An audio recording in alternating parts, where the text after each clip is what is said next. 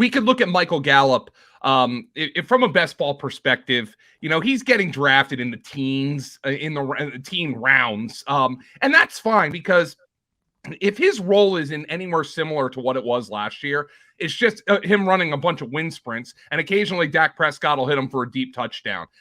It's time to eat. What are you hungry for? Sit down and get ready to consume an abundance of fantasy football knowledge from Ross Tucker and Joe Dolan. Feed me now. I'm starving. On the Fantasy Feast Eatin' Podcast.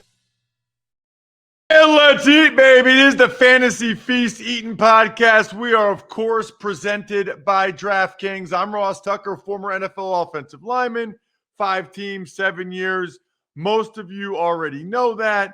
Now I get a chance to call games, which I love. Preseason will be here before you know. What are we, like 6 weeks away or something insane? Calling the preseason games for the Philadelphia Eagles. Then I'll be doing college and NFL for CBS, Westwood One. Should be epic.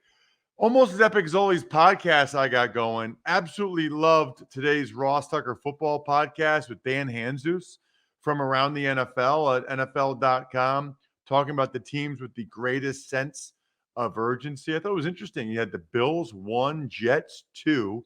He's a Jets fan, so that was awesome.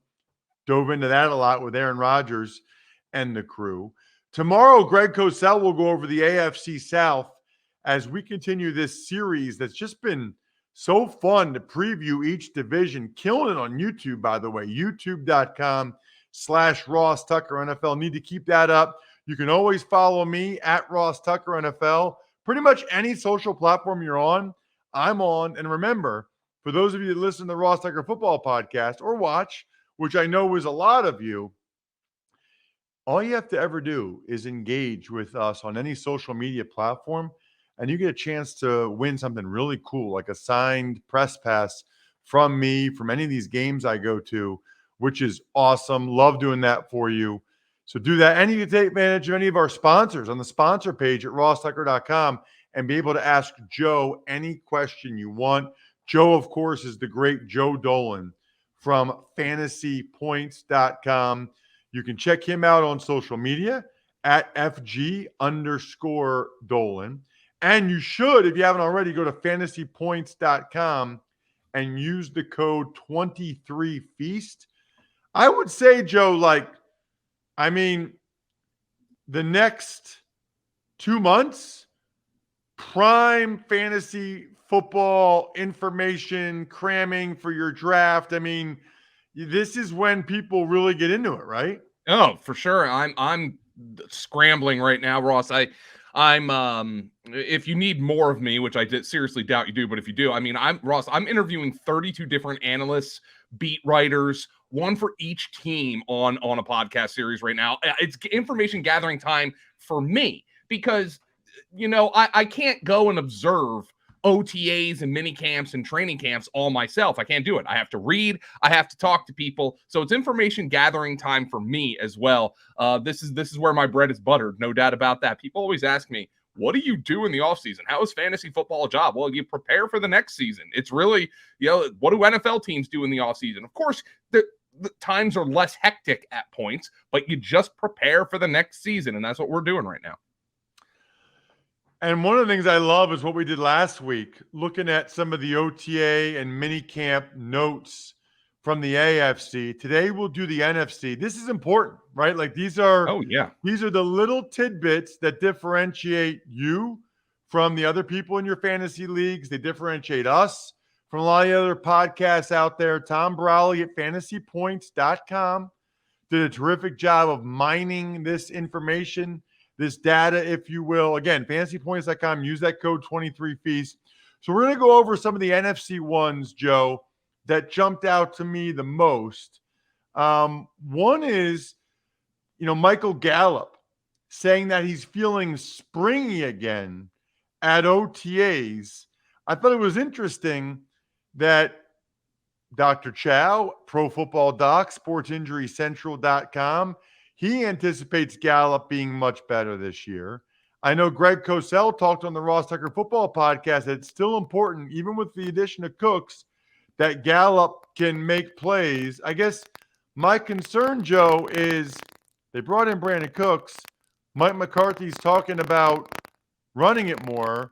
I mean, it's good that Gallup's feeling better, but I guess I just kind of wonder how much he's going to get. I don't think he's going to get enough for it to be terribly fantasy relevant. Now, we could look at Michael Gallup from a best ball perspective. You know, he's getting drafted in the teens, in the teen rounds. And that's fine, because if his role is in anywhere similar to what it was last year, it's just him running a bunch of wind sprints, and occasionally Dak Prescott will hit him for a deep touchdown. That's fine in best ball. In redraft, I just think he's going to be so far behind CeeDee Lamb, of course, and he's going to be far behind Brandon Cooks on the food chain. Tony Pollard's going to get his. And I really think, you know, I just talked to Marcus Mosher from the Locked On Cowboys podcast, and, you know, Marcus is extremely online, and he's also extremely into fantasy, and he really thinks Dak Prescott is just going to, in essence, replace Dalton Schultz with Jake Ferguson as his chain mover. So I think you can make an argument that Michael Gallup is going to be fourth on the Cowboys in targets. I'm not sure that's going to be great for fantasy consistency. If he's healthier, he probably will help the Cowboys more from an NFL perspective than he's going to help us from a fantasy perspective. How much stock, if any, do you put in the rehab reports for guys like Gallup or Tony Pollard or even Sterling Shepard, you know, running routes and 7-on-7 drills for the Giants? It depends on what the situation is like come training camp and maybe the preseason. You know, if they're doing 11-on-11s in training camp, then I'm much more optimistic. You know, I think this time last year, going to a player we talked about last week, this time last year we were hearing kind of mixed things about J.K. Dobbins. Then it turns out, you know, in training camp, he's barely practicing, and then he misses a couple games to start the year. I think that's going to be the big tell. I think if guys are doing 7-on-7s, I'd rather they be doing them than not. But training camp is the one where we really learn about these guys. The thing about Tony Pollard that I think is interesting, first and foremost, I think Tony Pollard is, and everybody's kind of tabbed him as a breakout guy. The thing about them is, not only did they really barely do anything at running back this offseason, they actually got less deep because they released Ezekiel Elliott. Zeke's still out there. We know Jerry Jones loves Zeke, but the Cowboys really do not seem to have any sense of urgency regarding Tony Pollard, and that's good news in my opinion.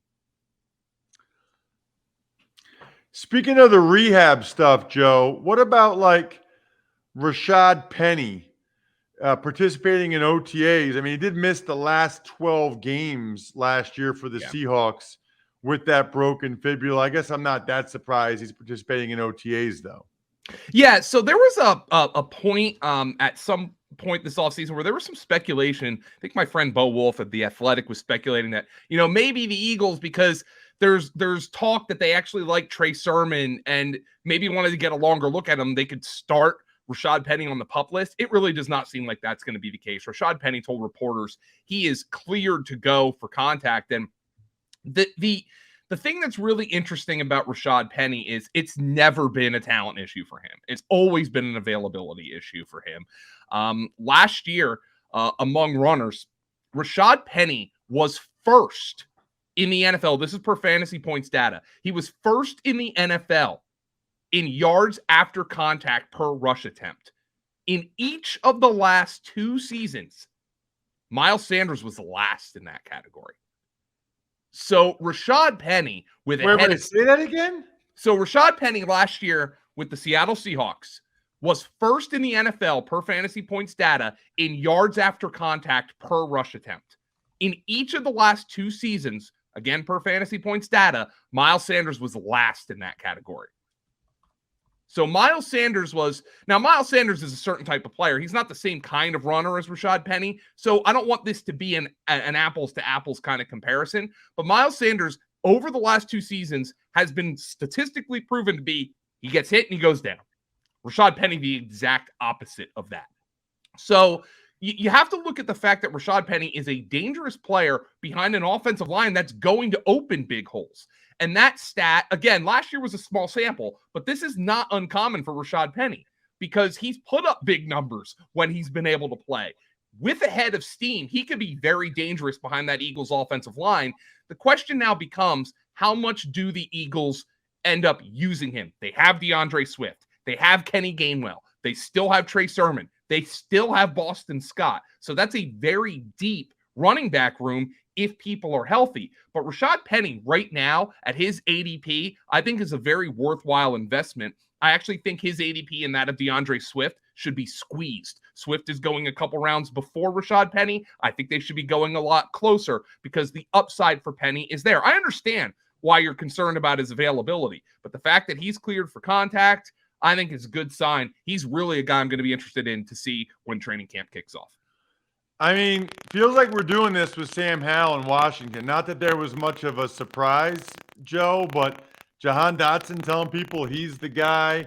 I know Ron Rivera even told our boy John Hanson was on a couple weeks ago about them trying to get Brian Robinson involved more in the passing game. You buying that? I don't know how much I'm buying that with Brian Robinson. I would like to see him get involved a little bit more. Antonio Gibson is a really good receiving back. I still think Antonio Gibson has the role there as the receiving back. They've been talking up this Chris Rodriguez, who was a 6th round pick out of Kentucky. Now, the thing about Brian Robinson that's interesting to me, and I'll get to Sam Howell. The thing about Robinson that's interesting to me is the fact that we can do statistical analysis on, it takes this guy X amount of time to get back to 100% from an ACL. It takes a guy X amount of time to get back to 100% following a hamstring strain. We have X amount of time it takes a guy to get back from a sports hernia surgery. I don't know if there's any studies, Ross, out there about how long it takes for a running back to get back to a certain statistical threshold after he gets shot in the preseason. We're in kind of uncertain territory here, and that's really hard for me to sit here and say, Brian Robinson, he was terribly inefficient last year. Well, yeah, he got shot in August. Like, what am I supposed to do with that? Like, and the fact that he worked his way back and was playing early in the season is more of a testament to his toughness and his ability than I think anything else. So I would like to see him get more involved in the passing game. I'm not sure it's going to happen. I view him as a volume and touchdown dependent guy right now, but he's going in a range where he is palatable to draft for that. As it comes to Sam Howell, look, I think the Commanders are probably doing the right thing. This team is unlikely to be a contender. The defense should be pretty good, but the team is unlikely to be a contender. You have to understand, do we have somebody in Sam Howell who is a positive for the future? Or is this a team that's going to need to invest in the quarterback position next year? And if Sam Howell is a complete disaster, they have a really good backup quarterback, maybe like the best backup in the NFL in Jacoby Brissett, to go in there, take over, and try to save Ron Rivera's job. Yeah, that's interesting that Rivera's going with Hal to save his job. I know this much. I will be drinking a lot of Labatt Blue Lights this weekend with friends and family, living my life to the power of we, taking things to the next level. Always enjoy responsibly. Beer, Labatt USA, Buffalo, New York. One of the ones that I really noticed that jumped out to me, Joe, is Chase Claypool with the Chicago Bears. Matt Eberflus said he's, quote, dealing with a few things. We've seen some reports that they're not happy with him. What a disaster, Joe. That was a horrible trade. Ross, people on NFL Twitter will defend anything. I thought this is like self-evident, right? You come out, there are three truths in the world. Death, taxes, and the Chicago Bears trading the equivalent of a first-round pick for Chase Claypool are all terrible. Like that. I can't believe I had Bears fans coming at me for saying that, but this might go down as an all-time bad trade. I'm not saying Ryan Poles should be fired. I'm not saying he's done a terrible job otherwise, but this was an awful trade. Chase Claypool is barely getting drafted, and it's justifiable. Now, I think one thing you can do if you want to draft Chase Claypool, just stack him with Justin Fields and just say, hey, maybe he gets a couple of touchdowns. They're going to give him opportunities, but that trade was a disaster the day the Bears made it. There's no reason to be interested in him for fantasy. Yeah, it's not good. What about some of the other NFC North news, Joe? like the running back rotation there with Rashad Johnson, Deontay Foreman, Khalil Herbert. What are you thinking there? Yeah, it's running back by committee. That's what Justin Fields called it. Or excuse me, that's what Khalil Herbert called it. That the fact that they're doing a committee. Herbert is getting the first team reps. Rashawn Johnson's a really interesting guy because I don't think we saw the best of him during his time with the Chicago Bears. During his time with Texas, because obviously he was behind Bijan Robinson. He is not behind a player as good as Bijan Robinson, even though Khalil Herbert's in the NFL or was in the NFL before Bijan. He is a guy who should be easier to leapfrog in a competition. I'm actually into drafting any of these three Bear running backs at ADP. Khalil Herbert, Rashawn Johnson, and Deontay Foreman. Herbert, small sample size, has been very efficient. We know Deontay Foreman last year did an excellent job after Christian McCaffrey was traded away from the Panthers. And for sure, Rashawn Johnson has the kind of ability where he could end up being the guy who leads this team in rushing. All three of those guys at ADP, I'm okay with drafting. Any concern with David Montgomery missing OTAs with a left leg injury, Joe? No, I'm not. I'm not freaking out about that at all unless it lingers into training camp. I hate to sound like a broken record, but the Lions running backs are also two guys who I am comfortable drafting at ADP. I think I talked about this on the podcast when they drafted Jahmyr Gibbs. But when they did, I mentioned that last year they had two top 20 running backs in fantasy points per game, in DeAndre Swift and in Jamal Williams. The Lions think they've upgraded on both of those guys, and yet Jahmyr Gibbs and David Montgomery are both, especially Montgomery, are both pretty affordable for fantasy right now. I'm in on drafting both of those guys at ADP. In Green Bay, I saw where Rob Demovsky said that Jordan Love's thrown more than a couple of wobblers. What does that mean for Jordan Love? What does it mean for Christian Watson? I don't know how I'm going to freak out about a guy throwing a couple of wobblers during OTAs. The one thing that Rob Demovsky said recently also is that Romeo Doubs has been kind of a go-to guy for Jordan Love. Christian Watson's the more talented player. Christian Watson's ADP is a rocket ship, or at least was following his run at the end of last season. But one thing that's interesting now is it seems like Romeo Doubs, who was the guy who was getting more hype last year than Watson because Watson was hurt during camp, might end up being the better value right now if he takes some of those short to intermediate routes. And Jordan Love focuses on that in the early going. But I'm not going to freak out about Jordan Love throwing a couple of ducks in OTAs. We'll see what happens in the preseason. What about Jordan Addison sitting out all of OTAs in Minnesota, Joe? Minor undisclosed injury is what Kevin O'Connell called it for Jordan Addison. End of rookie mini camp, he sat out OTAs. They're being cautious with their first round pick, in my opinion. I don't think it's anything to freak out about. Nothing crazy here. Jordan Addison still should be maybe the favorite to lead rookies in targets, given his situation where he's essentially straight up replacing Adam Thielen. We already have enough people, Joe, for the June best ball draft, but we're already taking entries for the July best ball draft.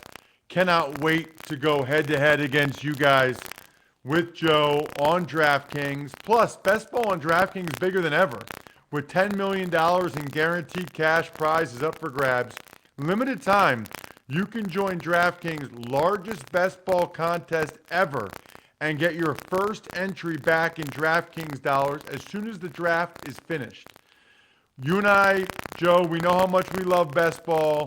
You don't have to worry about everything during the week. You pretty much just draft and you're done. Teams with the most points by the end of the season will have a shot to take home the $1 million top prize. What are you waiting for? Head to the DraftKings app, sign up with code Ross, start playing best ball today, join the DraftKings $10 million best ball tournament, and you'll get your first entry back in DraftKings dollars. Only on DraftKings with code Ross. And yes, we want to hear from you. We want you to take advantage of any of our sponsors.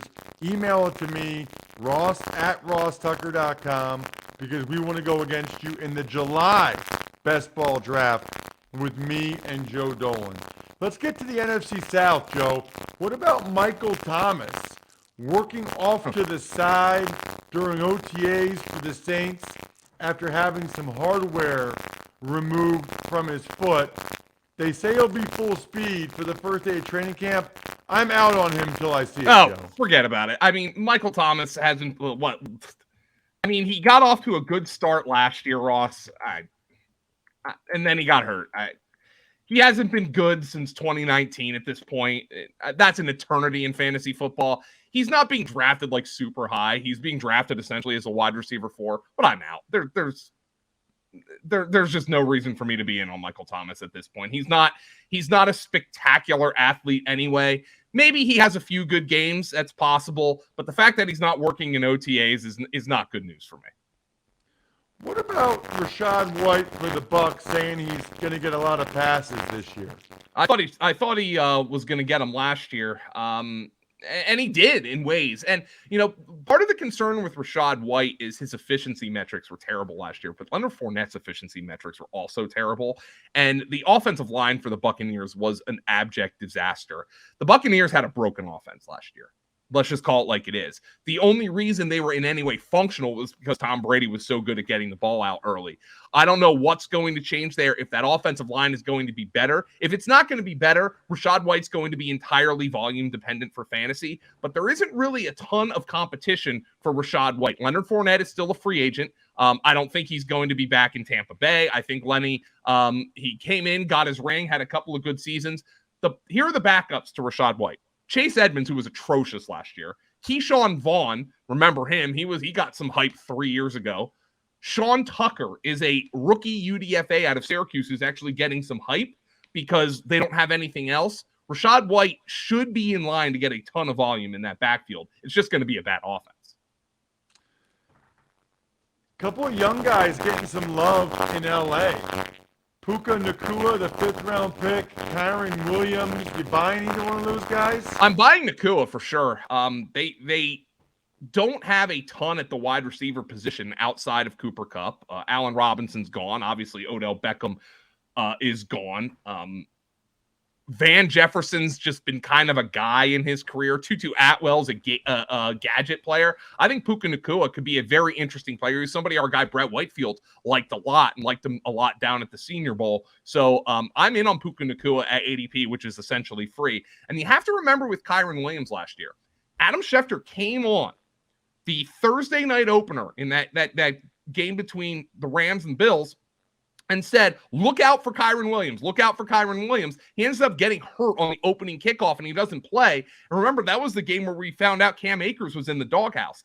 I don't think Akers is in the doghouse anymore. I think Akers has worked his way out of the doghouse, as Sean McVay has alluded to. But Kyron Williams was going to have a role last year, so don't be shocked if he emerges at some point this year. Lastly, Joe, a lot of love for Brandon Aiyuk coming out of San Fran. Yeah, Brandon Aiyuk. The problem for Aiyuk is he's really been a guy who's only been significantly useful for fantasy when Deebo Samuel's been injured. Now, Deebo Samuel has been injured quite a bit, so that's something worth noting. I think he's the best traditional wide receiver there for the 49ers, but we know they're going to run the ball. They have Christian McCaffrey. They have Elijah Mitchell. They still have Tyrion Davis-Price. Remember him. They spent a 3rd-round pick on him last year. They still have Jordan Mason. So they're going to run the ball. Brock Purdy is not really the kind of quarterback you want dropping back 45 times. So Brandon Ayuk's a guy I'm fine with at ADP, but not necessarily a big-time target for me. Be very curious to see what ends up happening at quarterback there, too, in San Francisco. Looking forward to next week, Joe. Everybody's talking about this Scott Fishbowl thing. With every year, it gets bigger and bigger and bigger. And I think even though a lot of our listeners obviously aren't in it, there's a lot of lessons that can be learned in terms of how to try to win a contest like that. And we're going to go over awesome stuff from Fantasy Points about how to win a contest like that on next week's show. Other than that, I am totally stuffed. We are done. Thanks for listening to the Fantasy Feast podcast. Make sure to also subscribe to the Ross Tucker Football Podcast, Even Money, Business of Sports, and the College Draft. All available at Apple Podcasts, rosstucker.com, or wherever podcasts can be found.